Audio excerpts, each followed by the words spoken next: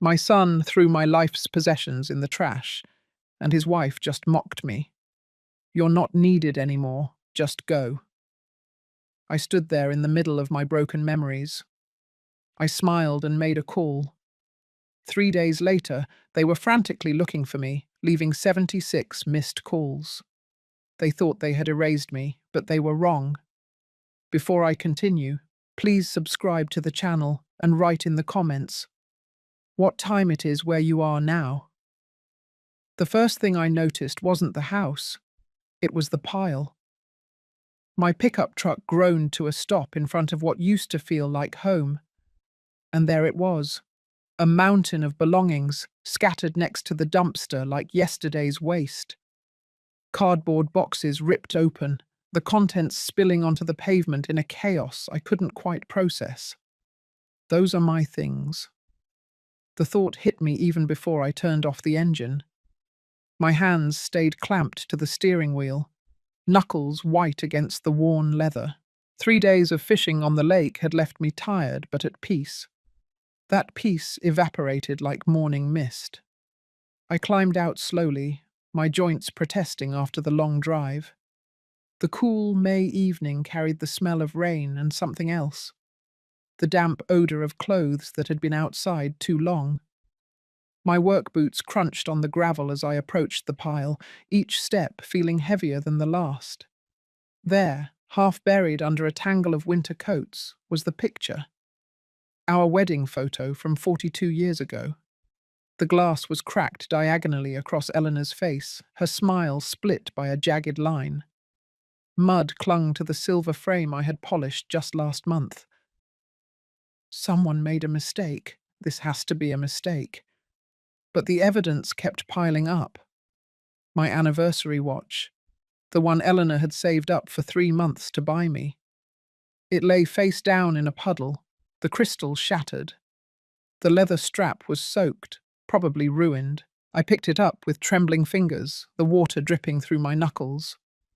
My fishing gear was scattered everywhere. Tackle boxes were busted open. Lures and sinkers mixed with kitchen utensils and old photographs. The rod I'd used for 20 years lay snapped in half, its guides torn off like broken teeth.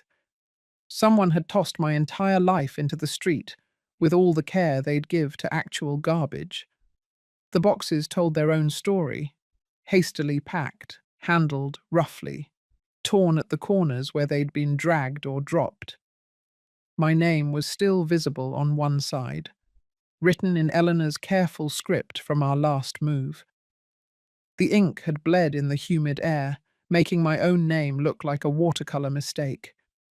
I found my work shirts in a heap, the ones I'd worn at the factory for 30 years, oil stains and all. They had been mine. Now they lay wrinkled and dirty, trampled by whoever had hauled them out here. My good boots, the pair I saved for special occasions. They were upside down with caked mud on the soles. What the heck happened here? The question burned in my chest as I stood surrounded by the wreckage of my life. The neighbors' windows remained dark despite the commotion. Nobody came out to explain or help. The whole street felt hollow, like everyone was holding their breath and waiting for me to disappear. My phone vibrated against my hip. For a moment, hope surged. Maybe Robert calling to explain. Maybe someone from the city saying they'd made a mistake. But it was just a text from the bait shop, confirming my receipt from this morning, the normal world continuing while mine fell apart. I knelt and lifted Eleanor's jewelry box, its wooden surface scratched and one corner dented. The velvet lining had come loose, and her few precious pieces were scattered in the dirt. Her mother's ring, the one I had planned to pass down to Robert's future daughter, was now covered in grime, lying next to a bottle cap and cigarette butts. The reality settled over me like a cold fog. This wasn't random. This wasn't a mistake. Someone had deliberately packed up everything I owned and dumped it like trash.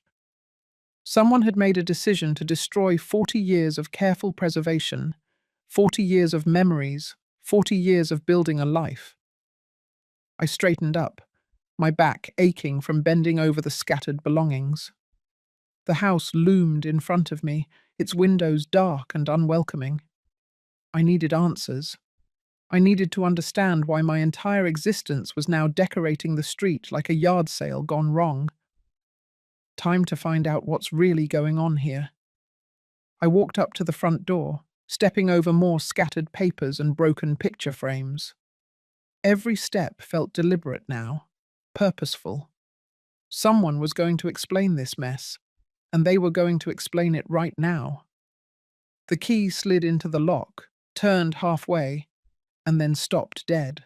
I tried again, applying more pressure, wiggling the metal back and forth like I had 1,000 times before. Nothing.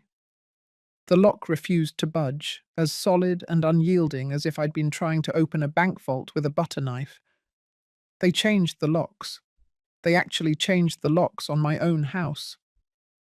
My hands were shaking now, making it hard to manage the key.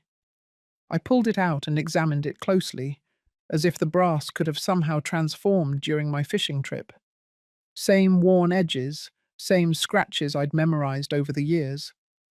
The lock was different, not the key. I fumbled for my phone, scrolling through the contacts with clumsy fingers.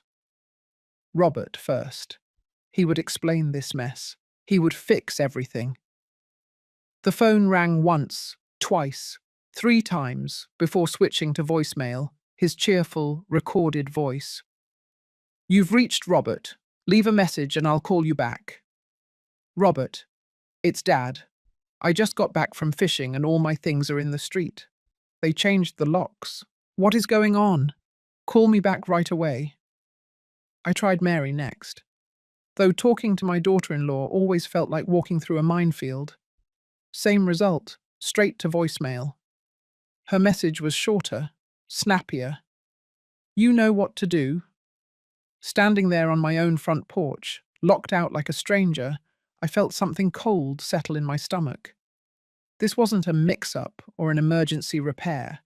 Someone had planned this. Someone had waited until I was out of town, and then systematically erased me from the place I had called home for 15 years. The evening shadows were lengthening, and the spring air carried a chill that hadn't been there an hour earlier. I walked across the lawn to George's house, my neighbour for 8 years. If anyone knew what had happened, he would. The man noticed everything: what newspapers people read, when they left for work, who visited them and when. I knocked on his door, 3 sharp taps that echoed down the quiet street. Footsteps approached, cautious and measured. The door opened just enough for George's weathered face to appear, his eyes darting past me to my scattered belongings. "George, do you know what happened here? All my stuff is in the street and I can't get into my house." His expression shifted, uncomfortable and evasive. "Sorry, Arthur. I haven't noticed anything unusual. Maybe some kind of mistake." "Mistake?" I gestured toward the pile of my possessions. "That's 40 years of my life next to the garbage. Someone changed my locks while I was fishing. You had to have seen something." George's gaze drifted away, focusing on something behind my shoulder.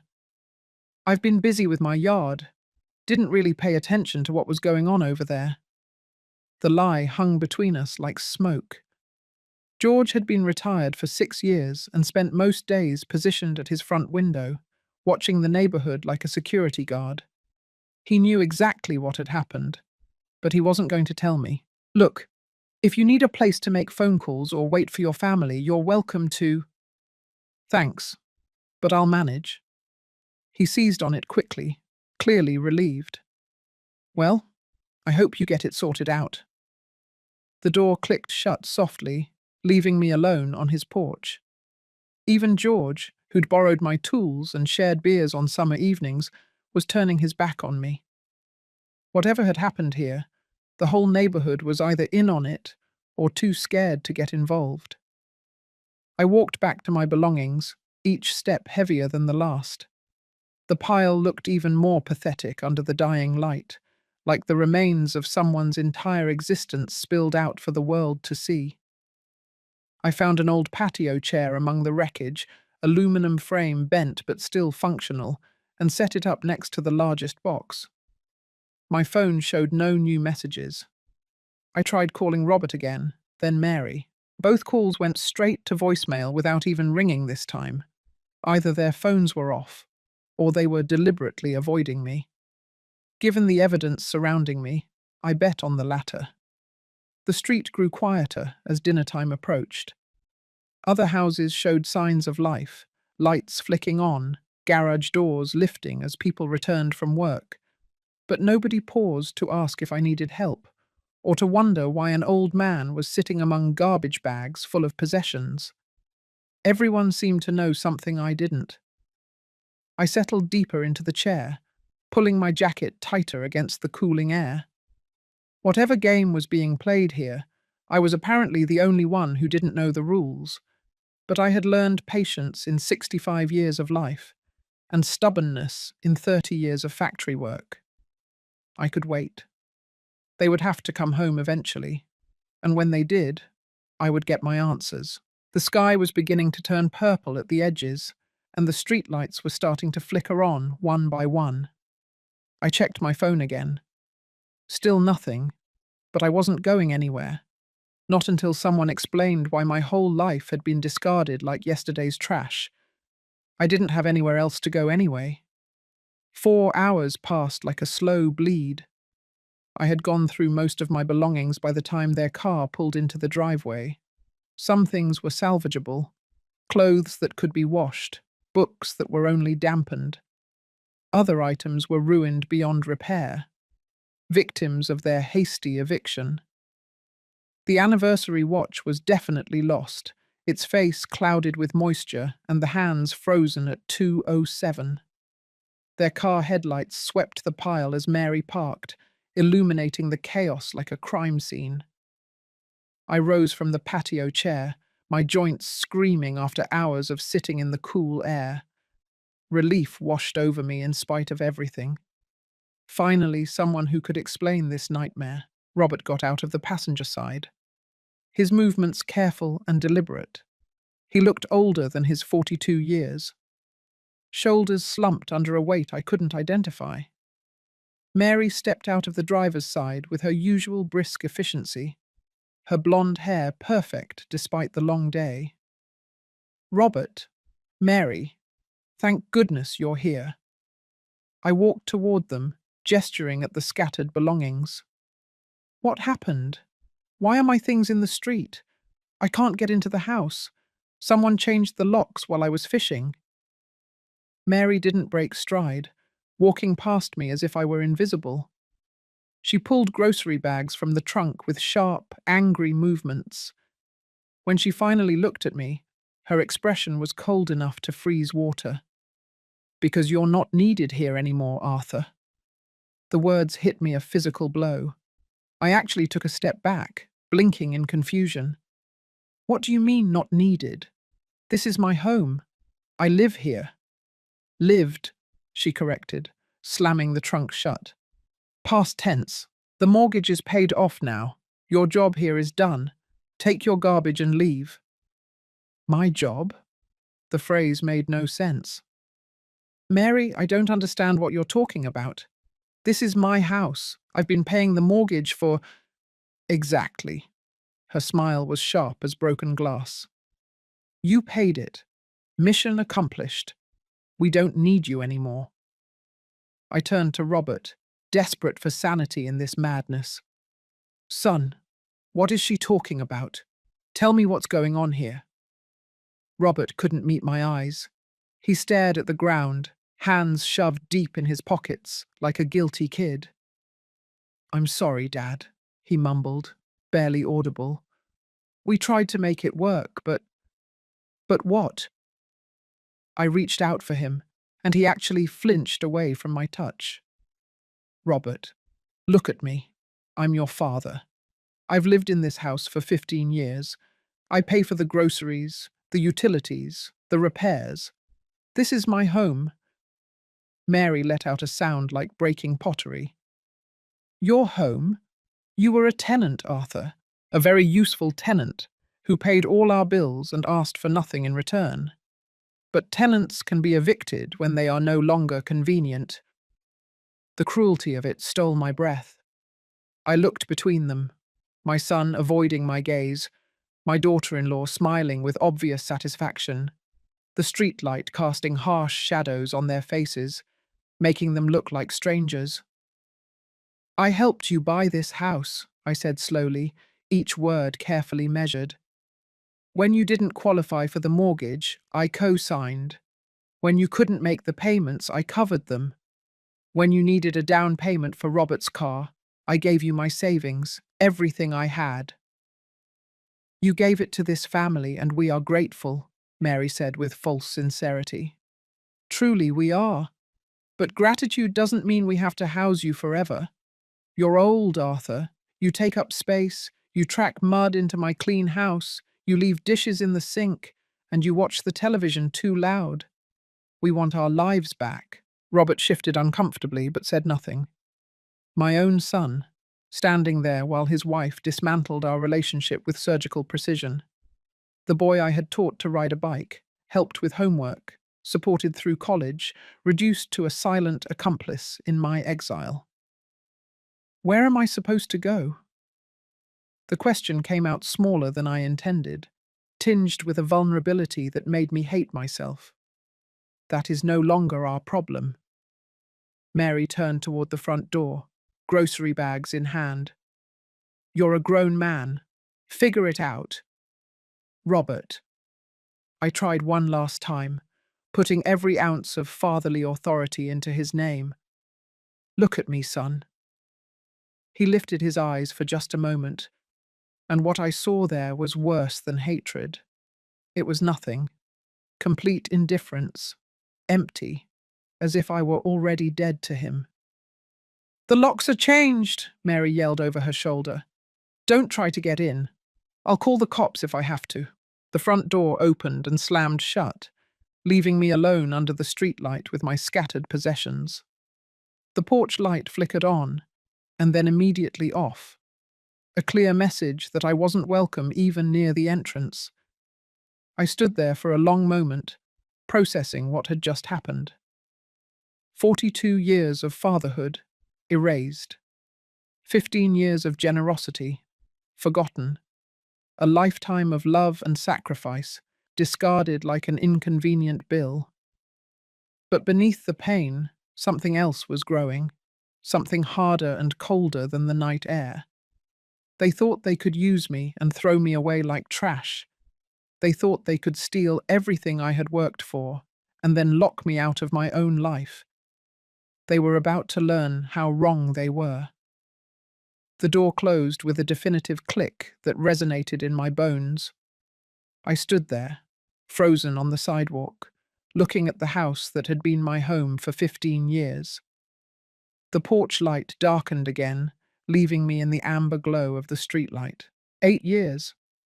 8 years since that conversation in the kitchen, when Robert had looked me in the eye and promised we would always be family. His voice came back to me, younger and full of hope. Dad, if you help us with the mortgage, we'll always be together. This is our family home now. I could see him so clearly in my memory, leaning against the counter with that earnest expression he'd inherited from his mother. Mary had been there too, her hair shorter then, her smile warmer, or maybe it just looked warmer because I had wanted to believe it. You will always have a home with us, Mr. Arthur, she had said, using my formal name as she always did back then. We want you to feel like this is your place too. How naive I had been. How desperate to believe my son still needed me, still wanted me close. Eleanor had been gone for 2 years by then, and the house felt too empty, too quiet. When Robert called about their mortgage trouble, I jumped at the chance to help, not just with money, but with belonging somewhere again. Family takes care of family, I had told them, signing the papers that made me responsible for their debt. Of course I'll help. Robert had hugged me that day, actually hugged me, something he hadn't done since his teenage years. I promise you, Dad, you won't ever regret this. You won't ever regret this. The words tasted bitter now. I thought about the gradual shifts, how the first few years had been good, family dinners, holiday celebrations. Robert asking my advice on work problems. I had felt useful, needed. But sometime around 2020, things started to change. Dinner invitations became less frequent. Conversations grew shorter. My opinions were dismissed more quickly. By 2023, I ate most meals alone in my room. Mary would sigh when I used the kitchen, as if my presence was an inconvenience she barely tolerated.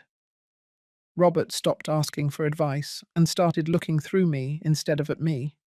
They had developed a language of subtle glances and signals that excluded me completely, but I had told myself it was temporary stress. Robert's job, Mary's moods, the usual ups and downs of family life. I had made excuses for them the way parents do, finding reasons to justify behavior that grew colder and more dismissive. The pattern was clear now. Seen from this side of the betrayal, the closer we got to paying off the mortgage, the worse they treated me, as if my usefulness had an expiration date tied directly to the loan balance. Every payment I made toward their debt was one step closer to my eviction. They had been planning this, maybe not from the start, but certainly for months. You don't change the locks on impulse. You don't pack up someone's entire life in boxes without premeditation. This had been calculated, methodical, timed perfectly for my fishing trip. 8 years of mortgage payments. 8 years of buying groceries, paying utilities, covering repairs. 8 years of believing I was investing in family when I was actually funding my own elimination. The street was silent, except for the distant hum of freeway traffic. Other houses showed signs of normal family life, television screens flickering behind curtains, porch lights welcoming people home. But nobody came out to check on the old man standing among garbage bags full of belongings. Even in the suburbs, people minded their own business when it came to family drama. I pulled my jacket tighter against the night chill. Staying here feeling sorry for myself wouldn't change anything. Robert had made his choice. And it wasn't me. Mary had won whatever game she had been playing all these years. They had gotten what they wanted, a paid-off house and freedom from the inconvenience of gratitude. But they had made one critical error in their calculations. They had assumed I was powerless, that an old man with nowhere to go would simply vanish quietly into whatever assistance programs existed for discarded parents. They had treated me as if I were already dead, just a burden waiting to be buried. Time to show them how wrong they were. I turned and walked back toward my scattered belongings. My steps were firm and purposeful. The pile looked different now, not like trash, but like evidence. I approached my scattered possessions with a mechanic's eye, assessing what could be saved and what deserved to be left behind. 40 years of factory work had taught me to think systematically, to solve problems by careful analysis rather than emotional reaction. This was just another problem that required a practical solution. The wedding photo was the first thing that went into the cab of my truck. Broken glass and all, some things were worth preserving regardless of the damage. Eleanor's jewelry box followed, along with the few pieces of her mother's costume jewelry that had survived Mary's rushed packing. They weren't valuable to anyone else, but they were priceless to me. My work tools were scattered among the clothes and household items. The socket wrench set I'd owned for 30 years, still in perfect condition. The level that had helped me build Robert's treehouse when he was 8. These tools had value beyond sentimentality. They represented skills and capabilities that Robert and Mary had forgotten I possessed. I loaded them carefully onto the truck bed, each wrench and screwdriver finding its proper place in the toolbox. Organization mattered. Preparation mattered. If I was going to rebuild my life from scratch at 65, I would need every advantage I could muster. The clothing was a mixed blessing. Most of my work shirts had survived intact, along with several pairs of jeans and my winter coat. The formal wear was ruined. The suit I had worn for Eleanor's funeral was stained and wrinkled beyond recovery, but I wouldn't be needing formal wear for what came next. A car slowed as it passed, the driver craning his neck to look at the old man loading garbage into a pickup truck. I held his gaze steadily until he looked away and drove on. Let them look. Let the whole neighborhood see what Robert and Mary had done. Shame was a tool that cut both ways. My fishing gear had taken a beating, but most of it was salvageable. The broken rod could be replaced, and the tackle boxes just needed reorganizing. Fishing had always been my escape, my time to think clearly without interference. I would need that clarity in the coming weeks. Papers and documents were scattered like leaves after a storm. I gathered them methodically. Insurance policies, bank statements, tax returns, important information that Robert and Mary had tossed as carelessly as everything else. Did they think I existed only within the walls of their house? Did they imagine I had no financial life beyond paying their bills? That was their second critical mistake. They knew I had savings. They had watched me write checks for their expenses year after year, but they had never bothered to know the full extent of my resources. To them, I was just a convenient source of monthly payments. Not a man who had worked steadily for 40 years and lived beneath his means. The anniversary watch was beyond repair. Its crystal shattered and the movement flooded. I held it for a moment, remembering the pride in Eleanor's face when she had presented it to me wrapped in newspaper, because we couldn't afford fancy gift wrap back then. Then I dropped it into one of the damaged boxes I was leaving behind. Some symbols of the past needed to stay buried. George's house remained dark, although I could see the faint glow of a television through his living room curtains, probably watching me through a gap in the blinds, cataloguing details he could share with other neighbors tomorrow. The whole street would know about Robert's ingratitude by morning, even if none of them would intervene. Suburban courtesy had its limits. 43 years I had worked to support this family. First Eleanor and baby Robert, when money was tight and factory jobs were uncertain. Then Robert alone through his teens, college tuition, and early career struggles. Finally, Robert and Mary, helping them achieve the middle-class stability I had never quite managed for myself. Time for a return on that investment. The truck bed was nearly full now, packed with everything that mattered. I would have to leave some furniture behind, the dresser Eleanor had refinished, the recliner where I watched television most nights. But material possessions were only dead weight now. I needed mobility, flexibility, freedom to act without encumbrance. I took one last look at the debris field that had been my life 2 hours ago. Amazing how quickly 40 years could be reduced to what fit in a pickup truck. But reduction also meant distillation, keeping only what was essential, valuable, meaningful. Robert and Mary thought they had won by discarding me. They thought that getting me out of their house would get me out of their lives. They had underestimated the difference between getting rid of someone and truly getting rid of someone. I climbed into the driver's seat and turned the key. The engine caught short right away. Reliable machinery responding to experienced hands. In the rearview mirror, I could see the house getting smaller as I drove away, its windows dark and unwelcoming. But I wasn't disappearing into the night as they expected. I was just shifting position, moving to higher ground, where I could see the whole battlefield clearly. Time to show them what 43 years of experience looked like when it stopped being grateful. The cheap motel's neon sign flickered red against the darkness as I pulled into the parking lot. The place looked exactly like what it was. A roadside motel for travelers who needed basic, no-frills shelter. 2 stories of identical doors. Ice machines humming at each end. and the lingering smell of freeway exhaust mixed with industrial cleaner, perfect for someone who needed to temporarily disappear while plotting their next move. The clerk was a tired-eyed college kid of maybe 25, with the practiced indifference of someone working the night shift.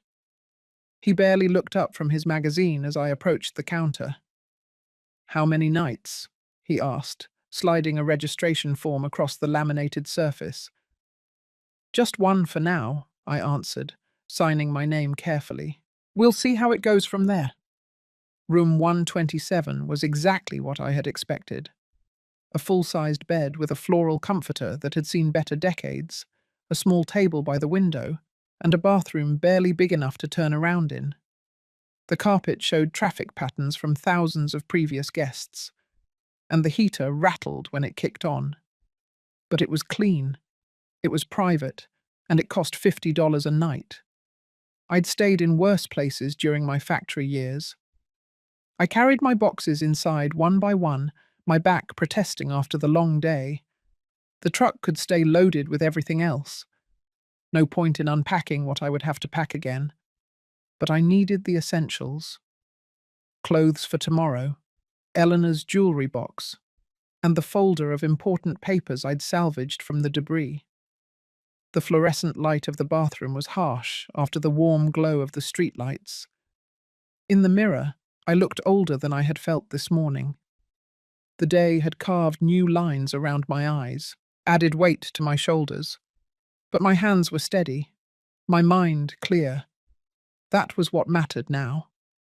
I placed Eleanor's jewelry box and our wedding photo on the nightstand, creating a small sanctuary of memory in this temporary space. The broken glass split her smile in half, but her eyes hadn't changed. Bright, with the optimism that had carried us through 38 years of marriage.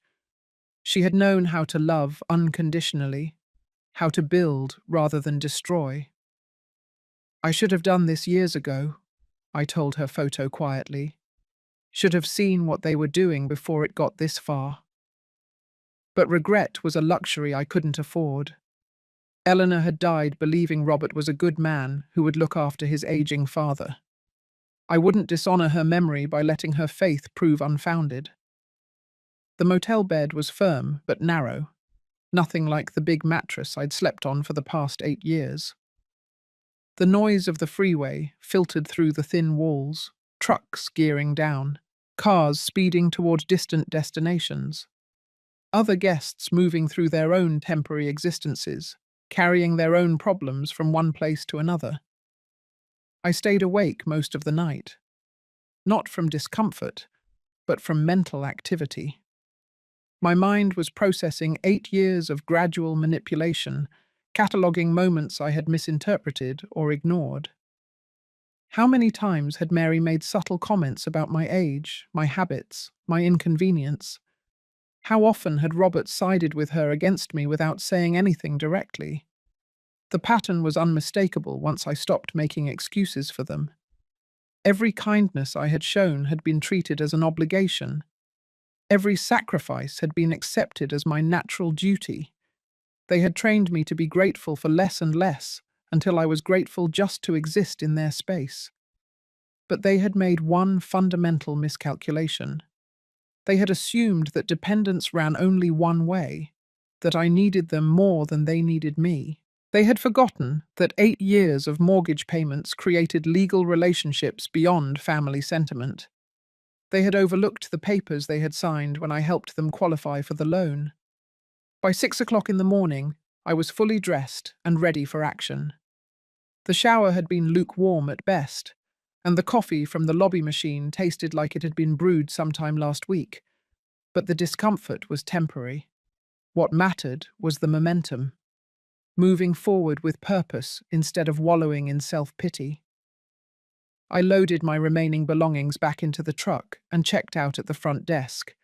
The same clerk was still there, looking even wearier after his all-night shift. "Everything okay?" he asked automatically.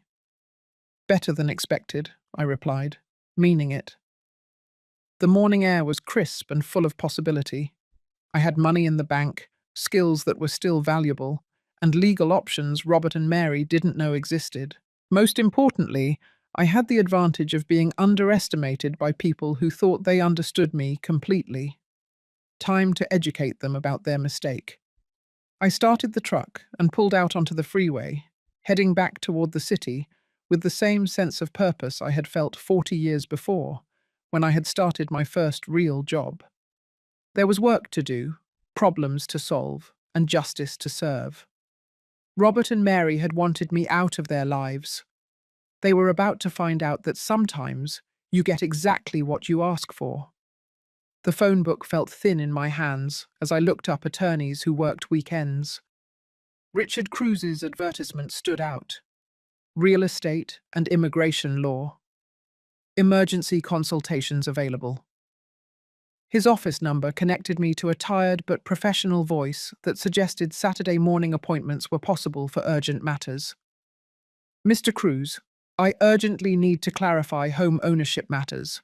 There's been a family dispute over a house I've been living in, and I need to understand my legal position. You can bring the relevant documents, mortgage papers, deed, anything that shows your involvement in the property. I spread the papers I had salvaged from the wreckage across the motel bed. Everything was there. Loan documents, property tax receipts, insurance policies, 40 years of factory work had taught me to keep records, even when other people handled the details. The drive downtown took 20 minutes through the quiet Saturday morning streets. The city looked different from this perspective, less like the town where my son had betrayed me, more like a place where business was conducted, regardless of family drama.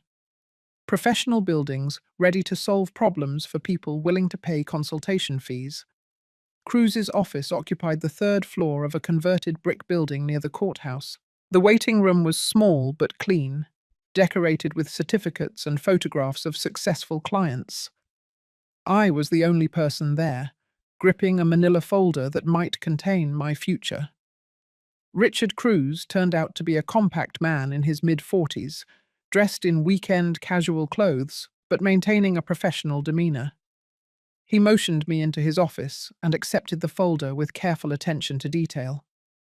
Tell me about the situation first, then we'll go through the documents.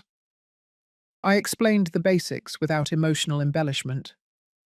8 years of mortgage payments, gradual breakdown of family relations, sudden eviction and lock changes. Cruz nodded occasionally, taking notes on a legal pad. Now let's see what the papers tell us. He spread the documents across his desk, systematically examining each page with the methodical attention I recognized from my own work habits. When he got to the original deed and mortgage agreement, his eyebrows lifted slightly. Mr. Arthur, according to these documents, you are the sole owner of the property in question. The words hung in the air like smoke from a welding torch. What about the mortgage? I asked. Robert and Mary live there. They said I was helping them buy their house. The mortgage was issued only in your name. You qualified for the loan. You have made all the payments, and the property tax records show you as the official owner. Your son and daughter-in-law have no legal claim to the house at all. Cruz turned the deed toward me, pointing out the relevant sections. My name appeared in all the critical places: borrower, owner, responsible party. Robert and Mary were nowhere to be found in the legal language that actually mattered. But they live there. They've been treating it as their home for 8 years. Living in a property does not establish ownership. At best, they could be considered tenants, although I see no formal lease agreement.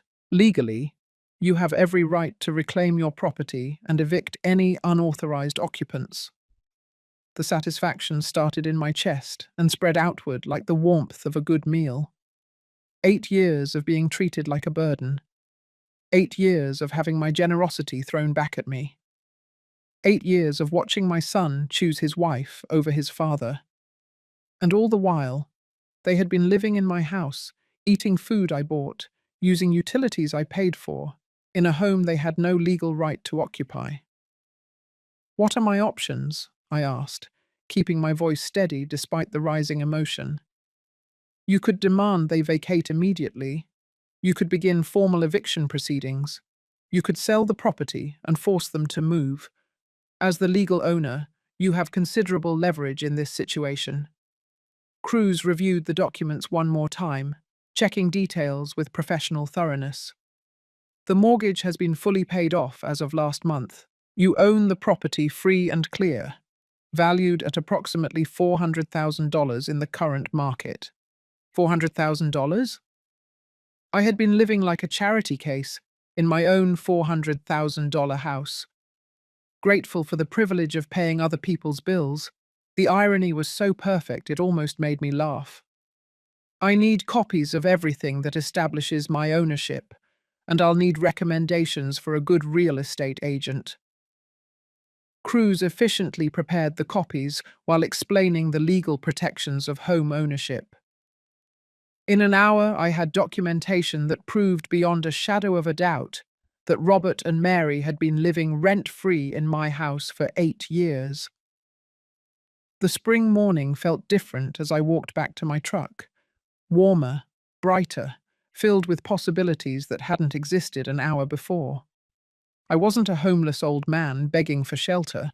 I was a property owner who had been temporarily inconvenienced by squatters. Time to reclaim what was mine and show them the difference between charity and ownership. Morales Realty's parking lot was empty except for one car when I arrived that afternoon. Regina Morales turned out to be a sharp-eyed woman in her late 30s who apparently worked weekends for clients serious about buying or selling. Her handshake was firm, her smile professional, and her questions direct. Mr. Arthur, what kind of timeline are we looking at for the sale of your property? As quickly as possible. I need the house listed immediately and shown to serious buyers starting Monday. She pulled up the property records on her computer, nodding as the details filled the screen. This is a good neighborhood, 4-bedroom house. Good condition from the photos I can see online. What is your asking price range? Market value, but the buyer must be ready to move quickly. The current occupants will need to relocate fast. Regina's expression wavered slightly, probably wondering about the family dynamic, but she kept the focus professional. What about the current occupants? They'll need time to find new housing. That is no longer my concern. They are adults. They'll figure it out. The coldness in my own voice surprised me, but it felt appropriate. 8 years of worrying about Robert and Mary's comfort had led to me being tossed out like garbage. Time to prioritize my own interest for a change. We spent an hour going over market conditions, pricing strategies, and showing schedules. Regina was efficient and thorough, treating the sale like any other business transaction. By 4 o'clock, I had signed the listing agreements and arranged for professional photography on Monday morning. I'll have the property in the listing system by Tuesday, Regina promised. Given the market conditions and location, I expect serious interest within the first week. Perfect. By the time Robert and Mary realized what was happening, their housing situation would be out of their control. The apartment hunt took less effort than expected. The third complex I visited had a furnished 1-bedroom available immediately. Clean, basic, month-to-month lease for someone in transition. The manager was happy to expedite the application for a cash deposit and the first month's rent. How long will you be staying? She asked as she processed my credit check. Until my other housing situation is resolved. Could be a few weeks. Could be longer. By 6 o'clock, I was moving my essential belongings from the motel to the apartment. Not much to transport. A few boxes of clothes, important papers, Eleanor's jewelry box, and my tools. Everything else could wait in the truck until I decided what came next. The apartment was anonymous and temporary, exactly what I needed. Basic furniture, functional appliances, cable television, and most importantly, a landline phone for coordinating the house sale. I organized my few possessions efficiently, creating a command center to monitor the situation. I called Regina from the apartment phone, confirming the Monday photography session and the Tuesday listing activation. Ms. Morales, I want you to know I'll be traveling next week. The house is to be shown to any qualified buyers, regardless of whether the current occupants cooperate. Understood, Mr. Arthur. As the owner, you have full authority over showing schedules. Legal ownership felt more real every time someone professionally acknowledged it. For 8 years, I had lived as a guest in my own house. Now strangers treated me with the respect that home ownership demanded. I spent the evening organizing my documents and planning the next steps. The house would be listed Tuesday, showings would begin immediately. Serious buyers usually needed 2 to 3 weeks for financing and inspections. Robert and Mary would likely discover the sale sometime in the first week, depending on how fast news traveled through the neighborhood. By then, I would be unreachable, and the process would be irreversible. I dialed Regina's number one more time before turning in. Ms. Morales, one more thing. I will be out of town for a while, but you have my full authorization to proceed with all aspects of the sale. Accept any reasonable offer that meets our minimum price. I'll keep you updated on all developments, Mr. Arthur. No, don't. I won't be available for updates. That was the beauty of the plan. By the time Robert and Mary realized their comfortable life was disappearing, I would be somewhere they couldn't reach me to beg, threaten, or manipulate.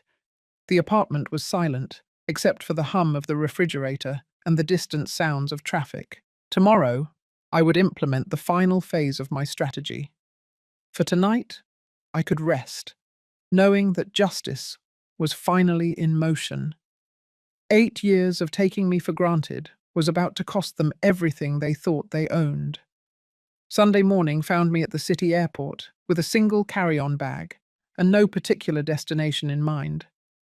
The agent at the ticket counter was helpful when I explained my situation. I'd like to book a flight somewhere warm. I don't care where, as long as I can leave today. She checked availability while I stood there, feeling lighter than I had felt in years. No schedule to keep. No one waiting for me at home. No family obligations to consider. Just an old man with savings in the bank and time to spend as he pleased. There's a flight to Miami leaving in 3 hours. It's expensive for a last-minute booking, but they have seats available. Perfect. Booked. The airport process felt strange after years of staying close to home. Security lines, boarding announcements, the controlled chaos of people traveling to places that mattered to them. I had forgotten how exciting movement could be when you chose it yourself instead of having it thrust upon you. The flight attendant noticed my relaxed demeanor during boarding. "Vacation trip?" she asked as she checked my seat assignment. "Something like that. Haven't been somewhere warm in years. Figured it was time to change that." 3 hours later, I was stepping off a plane into the Florida heat that felt like a blessing after the stubborn spring chill where I came from. Miami International buzzed with tourists and resort representatives, all eager to begin or end their temporary escape from reality. The hotel shuttle driver spoke broken English, but with perfect enthusiasm. "First time in Florida, sir?" "First time anywhere in a long time," I admitted, watching an unfamiliar landscape flash past the windows. The resort turned out to be exactly what someone fleeing family drama needed. Anonymous, comfortable, and completely disconnected from any responsibilities back home. The front desk clerk handled check-in with cheerful efficiency. "How long will you be staying with us, Mr. Arthur?" "Indefinite. I'll let you know when I'm ready to leave."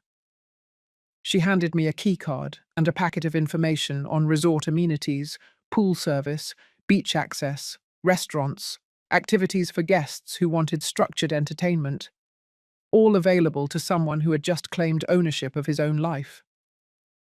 My room overlooked the ocean through sliding glass doors that opened onto a private balcony. The sound of waves replaced the memory of suburban silence. and the warm air carried smells of salt and tropical greenery instead of disappointment and betrayal. I stood there for several minutes, letting the contrast wash over me. The first order of business was to turn off my phone. Robert and Mary would eventually realize something was wrong when they couldn't reach me, but by then the house sale would be in motion, and my location would be irrelevant. Let them wonder where I had gone, and why I wasn't available to explain or negotiate. Room service brought lunch to the balcony: fresh fish, cold beer, fruit that actually tasted like it had grown in the sun, simple pleasures that felt revolutionary after months of eating alone in my room, while my own family treated me like an unwanted guest. The beach was populated by couples and families enjoying vacations they had planned and saved for. I found an empty chair under an umbrella and settled in with a book I had bought at the airport. For the first time in years, I had nowhere to be, and nothing to prove to anyone. A waiter approached with the kind of attention money and leisure commanded. "Another beer, sir. Perhaps something from our cocktail menu." "Why not? Bring me something tropical. I'm celebrating." "Celebrating what, if I may ask?" "Freedom," I said, meaning it completely. The afternoon dissolved into a haze of heat, alcohol, and the satisfaction that comes from making decisions without consulting anyone else's opinion. Other resort guests moved through their own vacation rhythms, but I was operating on a completely different timeline. By dusk, I was sitting on my balcony watching the sunset paint the ocean with colors I had forgotten existed. The contrast with Friday night, sitting among garbage bags on a suburban street, was so complete it felt like someone else's memory. Tomorrow, Regina would start photographing the house for the listing. By Tuesday, Robert and Mary would discover their comfortable arrangement was about to change permanently. They would probably try calling me first, and then spiral into panic when they realized I was unreachable. But I would be here, learning to relax again while they learned how consequences felt. The waves kept coming with rhythmic persistence, washing away what they found and starting fresh with each cycle. Sometimes that's exactly what life required: complete erasure of what came before, followed by the patience to build something better.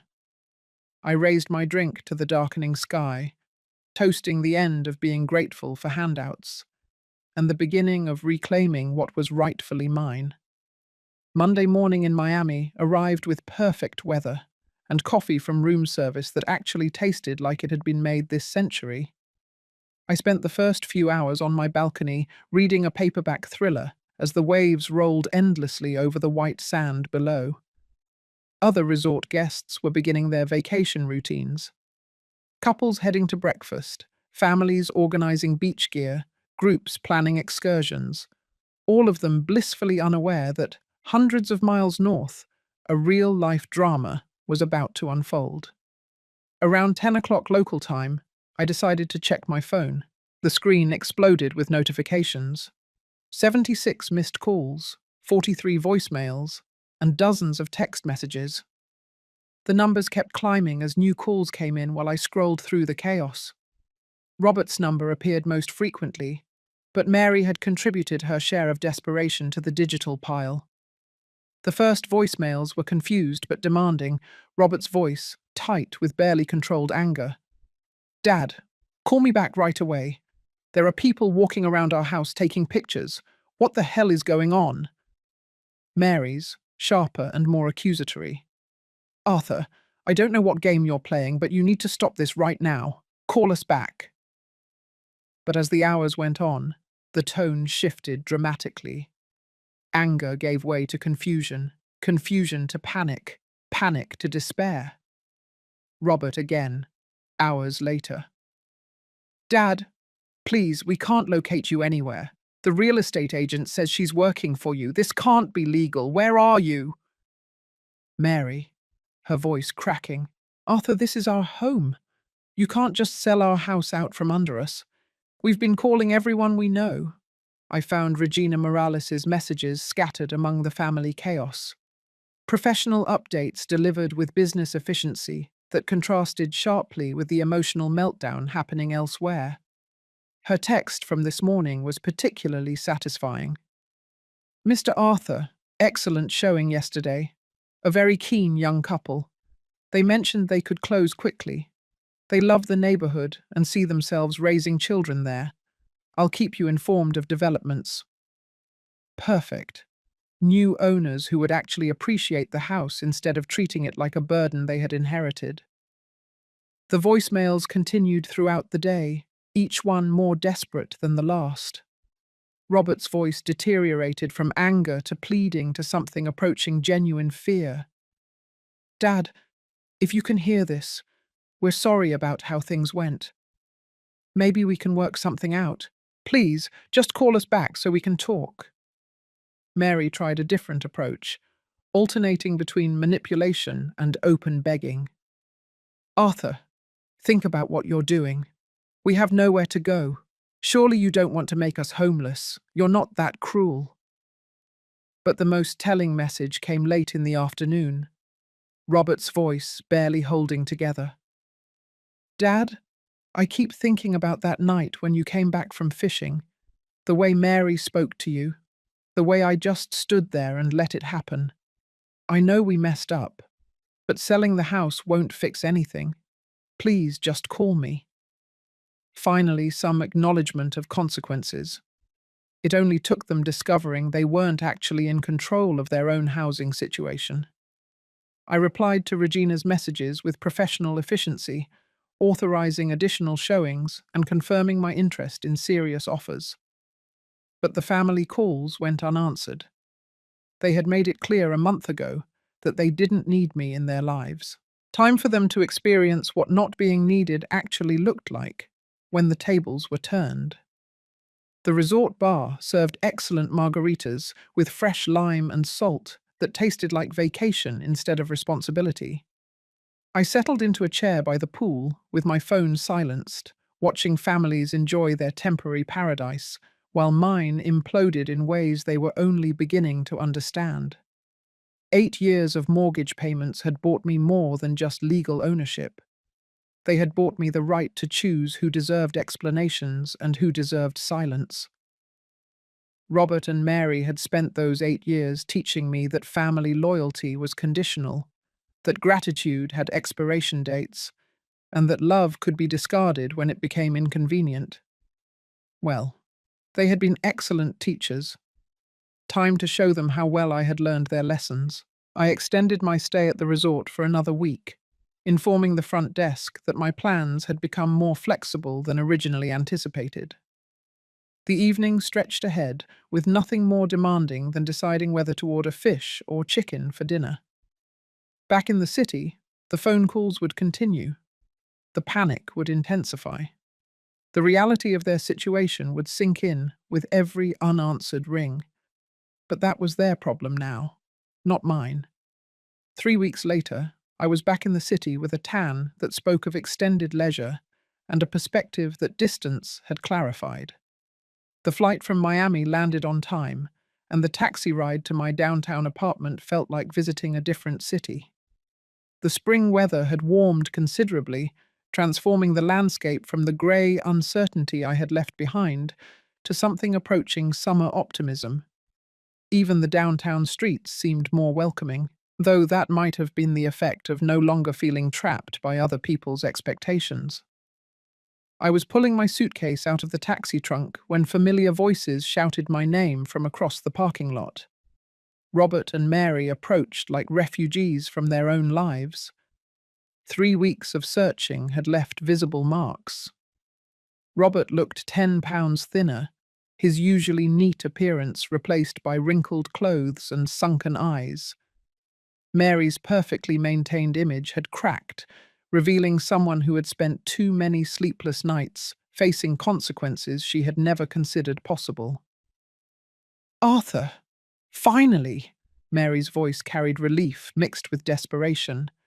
We've been looking for you everywhere. Robert hung back slightly behind his wife, unable to meet my eyes directly. Dad, please, we need to talk. Don't sell the house. We can work something out.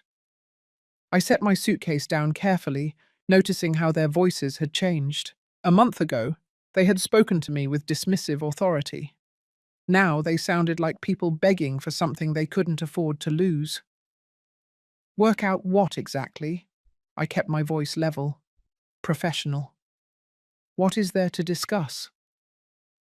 We drove to every friend's house you've ever mentioned, Mary said, the words tumbling out. Your old co-workers, that fishing club, even Eleanor's sister in the next town. Nobody knew where you had been. We were desperate. The word hung between us like smoke. Desperate. A month ago, I had been the desperate one, sitting among garbage bags as they locked me out of my own house. The symmetry was almost poetic. Interesting choice of words, I said. I grabbed the handle of my suitcase. A month ago, I was told I wasn't needed anymore. Remember? Robert finally looked up, his face showing the kind of regret that only comes from watching comfortable assumptions crumble in real time. Dad, we made a mistake. Maybe we spoke too quickly, acted too harshly. Maybe, I said. The word came out sharper than I intended. You threw my belongings in the street like trash. You changed the locks on my own house. You told me to disappear from your lives. And now you're surprised I took your advice. Mary tried a different angle, her voice taking on the manipulative tone I had heard her use with store clerks and service representatives. Arthur, you're hurting us to hurt us. This isn't about justice, it's about revenge. Revenge? I almost laughed. Mary, I am selling my house, that I own, that I paid for, over which you have absolutely no legal claim. How exactly is disposing of my own property revenge? The legal reality hit them like cold water. For 8 years, they had lived as if the house belonged to them, as if my contributions were voluntary charity, rather than an owner maintaining his own property. They had convinced themselves that possession meant ownership, that living somewhere created rights. We talked to lawyers, Robert said quietly. They told us. They explained about the deed, the mortgage papers. Then you understand the situation, I said. I started walking toward the apartment building entrance. You are illegally occupying my house. I am selling it. The new owners will decide if they want tenants. They followed me across the parking lot, their desperation growing more evident with every step. 3 weeks of looking for someone who didn't want to be found had apparently taught them the difference between control and dependence. Dad, we're family. Robert's voice cracked on the last word. I stopped walking and turned to face him directly. Family? A month ago you stood there while your wife told me I wasn't needed anymore. You watched her cast me out like trash, and you said nothing. You chose her over me, Robert. That was your decision, and you made it. We can pay rent, Mary interjected desperately. Whatever the new owners want, we'll pay it. That's between you and them, I replied, resuming my walk toward the building. I'll give them your number if they're interested in tenants. The apartment building lobby felt like a sanctuary after 3 weeks of ocean views, but for different reasons. This was a temporary refuge, but it was a refuge I had chosen, paid for with my own money, free of the obligations and resentments that had poisoned the house they still thought of as home. They continued talking behind me, their voices blending into a desperate chorus of promises they should have made a month ago. But promises offered under duress weren't worth much. They had shown me their true feelings when they thought I had no power to resist. Now that the power had shifted, their sudden appreciation felt exactly as sincere as it truly was. The elevator doors closed on their continuing pleas, but I could still hear their voices echoing in the lobby as I rode up to the 4th floor. My apartment felt exactly as I had left it, temporary but peaceful, free of the accumulated resentments that had made the house feel like a prison. I unpacked methodically, hanging up vacation clothes that smelled of ocean air and possibility instead of obligation and disappointment. When Robert and Mary knocked on my door 20 minutes later, I was ready for them. "The sale closes tomorrow," I said through the door chain. "You have 1 week to pack your belongings and vacate the property. After that, you'll have to discuss living arrangements with the new owners." "Dad, we're your family." Robert's voice was completely breaking now. "Family?" I pulled the door open further so they could see my face clearly. "A month ago, you threw me out like trash. You told me I wasn't needed. You changed the locks on my own house. Do you remember those exact words, Mary? Take your garbage and leave." Mary attempted one last manipulation. "We can pay rent to the new owners. We have good credit, steady income." "That is no longer my concern," I replied. I started closing the door. They had wanted me out of their lives. "Congratulations. You got exactly what you asked for. Please." Robert put his hand against the doorframe. "We'll do anything. We can change." "You had 8 years to change. 8 years to show gratitude instead of entitlement. 8 years to treat me like family instead of a convenient ATM." I stepped away from the door. "The new owners are a young couple with children. They will actually appreciate the house instead of treating it like something they're entitled to." The door closed with a soft click, cutting off their final attempts at negotiation. I spent Tuesday morning at the title company, signing papers that transferred ownership from me to David and Jane Peterson, newlyweds who had fallen in love with the house and planned to raise their family there. They were everything Robert and Mary were not: grateful, enthusiastic, financially responsible, and genuinely excited about home ownership. "Thank you for accepting our offer so quickly," Jane said as we completed the paperwork. "We know other people were interested." "You reminded me why houses exist," I replied. "They are for families who want to build something together, not for people who take blessings for granted." The check for $395,000 felt surprisingly light in my hands. Numbers on paper that represented 40 years of work, 8 years of mortgage payments, and 1 month of learning that family loyalty wasn't always reciprocal, but it also represented freedom. Freedom from ungrateful relatives. Freedom from living situations based on guilt instead of respect. Freedom to choose how I spent my remaining years without considering other people's convenience. Regina Morales handled the final details with professional efficiency. "The new owners take possession Friday morning. I assume the current occupants will be ready to move out." "That is no longer my responsibility," I said, meaning it completely. By Thursday, I had closed out my downtown apartment lease and loaded my truck with everything I actually needed. The rest, furniture, household goods, accumulated items from a life that no longer existed, went to charity. Eleanor would have approved of the simplicity. Friday morning found me driving north, toward the lake region, where lake views and mountain air promised the kind of peace that comes from choosing your own neighbors, instead of being stuck with relatives who confused proximity with loyalty. The radio played classical music as I drove through the changing landscape, every mile putting more distance between me and 8 years of being taken for granted. In my rearview mirror, the city shrank to the perspective of the freeway. Just another town where someone had learned the difference between charity and ownership. Robert and Mary would resolve their housing situation eventually.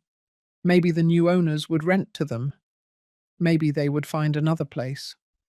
Either way, they would face their future without the safety net they had spent 8 years assuming would always catch them. Justice didn't require cruelty, only consequences. They had taught me that family was conditional, that gratitude had limits, that love could be discarded when it became inconvenient. I had proven to be an excellent student. The freeway stretched ahead like possibility itself, driving toward a life where appreciation wouldn't be taken for granted, and family would mean something deeper than convenient obligation. Sometimes, the best revenge was simply letting people experience the natural results of their own choices. If you liked this story, please give this video a like. Subscribe to the channel and share your impressions of this story in the comments. To hear the next story, click on the box on the left. Thank you for watching.